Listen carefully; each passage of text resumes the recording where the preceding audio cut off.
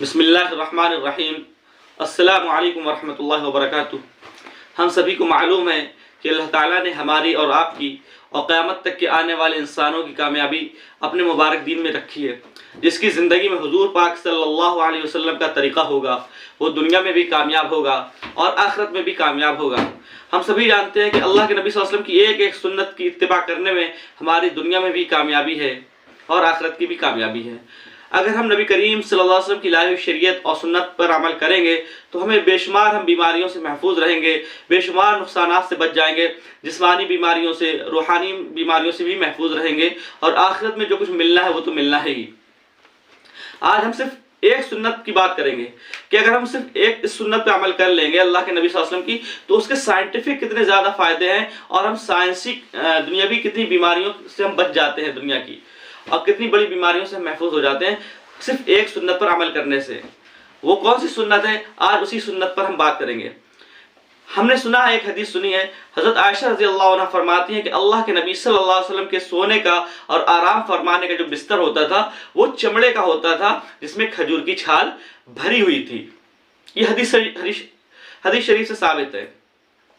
حضرت عبداللہ بن مسعود رضی اللہ عنہ فرماتے ہیں کہ ایک مرتبہ میں آپ صلی اللہ علیہ وسلم کی خدمت میں حاضر ہوا اور آپ صلی اللہ علیہ وسلم بوریے پر آرام فرما رہے تھے اور جس کے نشانات جو ہے آپ کے جسم مبارک پر ظاہر تھے۔ تو حضرت عبداللہ بن مسعود رضی اللہ عنہ بیان کرتے ہیں کہ میں یہ دیکھ کر رونے لگا، تو اللہ کے نبی صلی اللہ علیہ وسلم نے فرمایا کہ کیا ہوا، کیوں رو رہے ہو؟ میں نے عرض کیا کہ یا رسول اللہ کہ آپ تو بوریے پر سو اور قیصر و کسریٰ جو ہے تخت و تاج پہ آرام کریں۔ تو اللہ کے نبی صلی اللہ علیہ وسلم نے فرمایا کہ رونے کی بات نہیں، ان کے لیے دنیا ہے اور ہمارے لیے آخرت ہے۔ حضرت حفصہ رضی اللہ عنہا سے کسی نے پوچھا کہ آپ کے گھر میں آپ کا بستر کیسا تھا؟ تو انہوں نے فرمایا کہ ایک ٹاٹ تھا جس کو ہم دوہرا کر کے بچھا دیتے تھے۔ ایک مرتبہ مجھے خیال ہوا کہ تو میں نے اس کو دوہرے کے بجائے چوہرا کر کے بچھا دیا، تو اللہ کے نبی صلی اللہ علیہ وسلم اس رات تہجد نہ پڑھ سکے۔ تو آپ نے پوچھا کہ حفصہ رات میں تم نے کیا بچھا دیا تھا؟ تو وہ فرماتی ہے کہ میں نے کہا کہ اللہ کے نبی صلی اللہ علیہ وسلم جو بستر ہم بچھاتے تھے دوہرا کر کے، اسی کو ہم نے چوہرا کر کے چار تہ بنا کے بچھا دیا تھا۔ تو اللہ کے نبی صلی اللہ علیہ وسلم نے فرمایا کہ حفصہ اب ایسا نہ کرنا، اس کی وجہ سے میں آرام تہجد میں بھی نہ اٹھ سکا۔ تو اللہ کے نبی صلی اللہ علیہ وسلم کی عادت شریفہ سے پتہ چلتا ہے کہ جتنی روایتیں ابھی میں نے آپ کے سامنے پڑھی کہ اللہ کے نبی صلی اللہ علیہ وسلم کا جو بستر ہوتا تھا وہ چمڑے کا ہوتا تھا جس پہ کھجور کی چھال بھری ہوئی تھی، یا بوریے کا ہوتا تھا، اور اس پہ یا ٹاٹ کا بستر ہوتا تھا جس پہ پیبند لگے ہوتے تھے۔ تو اللہ کے نبی صلی اللہ علیہ وسلم عیش کوس اور آرام پرست بالکل بھی نہیں تھے۔ یہ تو ہمیں پتہ چلے گا کہ یہ اس سے پتہ چلا کہ ہمیں بھی آرام پرست اور عیش کوس نہیں ہونا چاہیے۔ ہمارا مزاج تو یہ ہے کہ ہم تو بالکل نرم نرم گدے چاہتے ہیں اور بالکل ڈلپ گدے چاہتے ہیں کہ بالکل ہم اس پہ پیر رکھیں تو ہمارا پیر دھس جائے۔ فوم کے گدے ہونے چاہیے بالکل، تاکہ آرام سے اچھی نیند آئے۔ لیکن ہمیں اس کے نقصانات کے بارے میں نہیں پتہ کہ اس کے کتنے بڑے نقصانات ہیں۔ آگے دیکھتے ہیں کہ سائنسی تحقیق کیا کہتی ہے اور اس کے نرم بستر پر سونے کے کیا نقصانات ہیں۔ ڈاکٹر نکسن وزٹر کے مشاہدات ہیں۔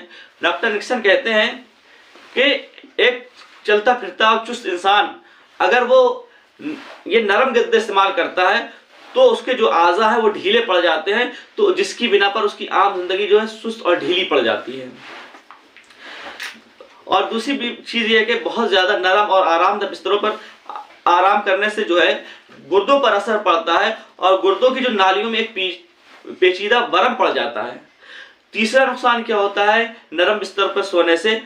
تیسرا نقصان یہ ہوتا ہے کہ آرام دہ بستر پر زیادہ آرام دہ گدوں پر آرام کرنے سے جو ہے ریڑھ کی ہڈی کو بہت زیادہ نقصان پہنچتا ہے۔ اور ڈاکٹر کہتے ہیں کہ میرے مریض میں بہت سے ایسے مشاہدے ہیں جو زیادہ آرام دہ بستر پر آرام کرنے کی وجہ سے ریڑھ کی ہڈی کے مریض بن گئے تھے۔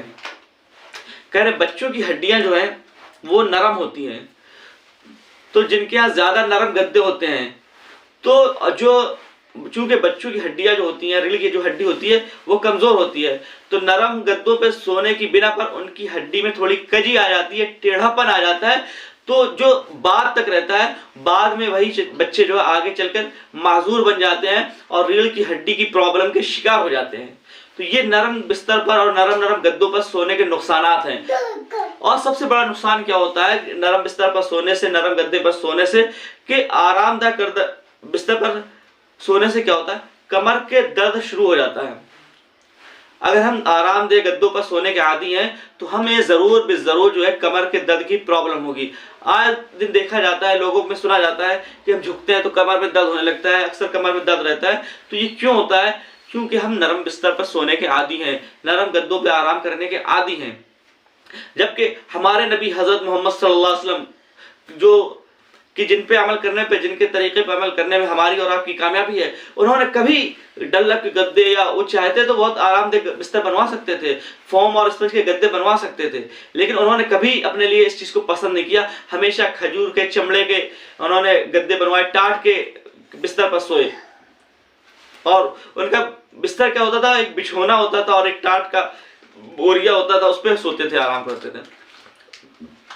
تو خلاصہ کلام یہ ہے کہ اگر ہم کامیابی چاہتے ہیں تو ہمیں اللہ کے نبی صلی اللہ علیہ وسلم کی سنت پر عمل کرنا پڑے گا۔ اگر ہم دونوں جہاں کی کامیابی چاہتے ہیں، تمام بیماریوں سے محفوظ رہنا چاہتے ہیں، تو ایک ایک سنت پر عمل کرنا شروع کر دیں۔ اس کا سب سے بڑا فائدہ یہ ہوگا کہ ہم بیماریوں سے تو محفوظ رہیں گے، ساتھ میں اللہ ہم سے راضی ہوگا۔